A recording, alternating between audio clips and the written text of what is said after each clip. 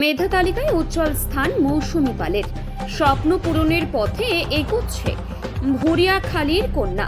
দার্জিলিং জেলার ফাঁসি দেওয়া ব্লকের ভুরিয়াখালীর বাসিন্দা মৌসুমী পাল এবার উচ্চ মাধ্যমিক পরীক্ষার মেধা তালিকায় উজ্জ্বল স্থান অর্জন করেছে। শিলিগুড়ির মুরালীগঞ্জ হাই স্কুলের ছাত্রী মৌসুমী তালিকায় স্থান পেয়েছে। 488 নম্বর পেয়ে শীর্ষ 10-এ। মৌসুমীর বাবা গোকুল পাল একজন ছোট ব্যবসায়ী। তিনি ব্যাটারির ব্যবসা করেন।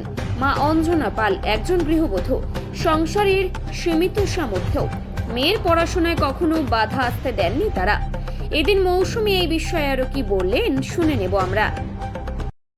এনার্জি থাকতো, ইচ্ছে করতো ততক্ষণই পড়তাম। যে আমি জোর করে পড়বো, আমার ইচ্ছে করছে না তাও আমি পড়বো, ওরকম। স্কুলে পড়া হতো দিনে তাও 4 ঘন্টার মতো।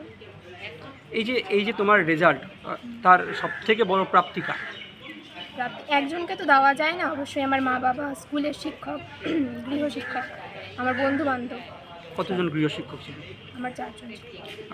এই যে পড়াশোনার বাকি আর কি তোমার সবথেকে পছন্দ ছিল?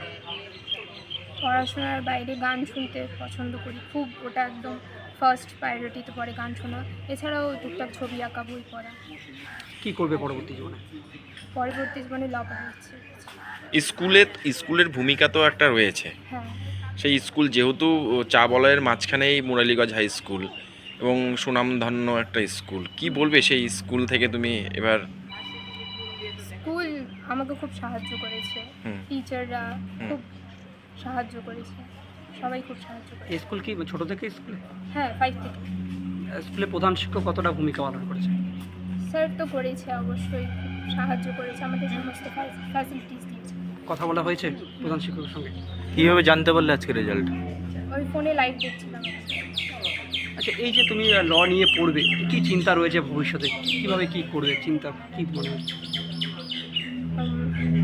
ভবিষ্যতে ল নিয়ে পড়তে চাই, ভালো একজন উকিল হতে চাই, যে সত্যির পথ রয়েছে,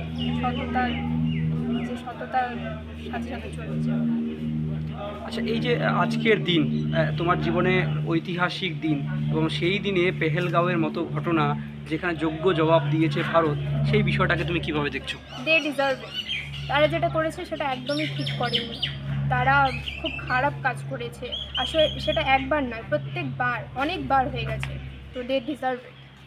মানে এই যে পাল্টা আক্রমণ ভারতের, এই বিষয়টা কিভাবে দেখছো?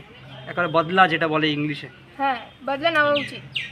রিভেঞ্জ খুব দরকার, কারণ তারা যেটা করেছে সেটা খুব খারাপ জিনিস করেছে। এতজনের হত্যা, এটা ঠিক নয়। আর এটা একবার নয়, বহুবার হয়ে আসছে। তোমার নাম? মৌসুমী পাল। কত নম্বর পেয়েছো তুমি? 488। পাস করবে মেয়ে, কিন্তু এতটা আশা করিনি। মাধ্যমিকে যেহেতু ভালো রেজাল্ট করেছিল, আশা ছিল যে মেয়ে এবারও ভালো করবে। তো যাক, অনেক খুশি, আমরা অনেক খুশি, খুশিতে আত্মহারা। পরিবার, আত্মীয় স্বজন সবাই অনেক খুশি। এখনো পর্যন্ত ফোন করতেছে সবাইকে জানানো হয়নি, সবাই দেখুক। কিভাবে টের পেলেন?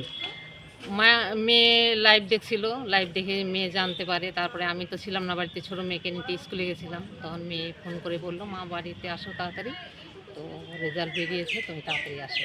তারপরে বাড়িতে এসে জানতে পারলাম। মিষ্টি খাওয়ানো হয়েছে? না, এখনো হয়নি। আমি মিষ্টি নেওয়ার সুযোগটা পেলাম না। মেয়ে বললো তাড়াতাড়ি বাড়িতে আসো, ওর বাবা বাড়িতে নাই, কাজের সূত্রে একটু। মেয়ে তো আইন নিয়ে পরবর্তীকালে পড়তে চায়, কতটা সহযোগিতা পাবে? হ্যাঁ, অনেকটা। মেয়ে যা নিয়ে পড়তে চায় আমরা তা নিয়ে পড়াবো। বাবা মা হিসেবে আমাদের একদম, মেয়ে যেটা ও কিভাবে পরিশ্রম করতো? ও পরিশ্রম করতো, ও রাত জেগে পড়তো। সকালবেলা 2-2.5 ঘন্টা, 1.5 ঘন্টা এরকম পড়তো, আর রাত জেগে 12টা-1টা পর্যন্ত, 1:30টা পর্যন্ত পড়ছে। আপনারা কি চাপ দিতেন? না, আমরা চাপ দিতাম না। একটু তো মা হিসাবে গাইড দিতেই হবে। ছোটবেলা থেকে কেমন ছিল? ছোটবেলা থেকেই ভালো ছিল পড়াশোনায়। ছোটবেলাতে ও পড়াটা নিয়ে বেশি ভালোবাসে, পড়তে ভালোবাসে। অন্য কিছু অতটা ওর ভালো না, বাড়ি থেকে বেরোয় না, অতটা কিছু না, কিন্তু ও পড়াশোনা নিয়ে খুব থাকে। বাড়িতে আর কে কে রয়েছে? বাড়িতে বাবা, ওর বাবা, আমি, আমরা 4 জন। আমার 2 মেয়ে আর আমার স্বামী।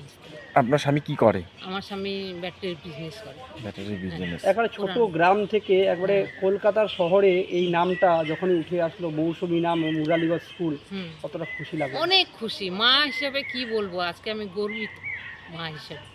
কি নাম আপনার? আমার নাম অঞ্জনা পাল।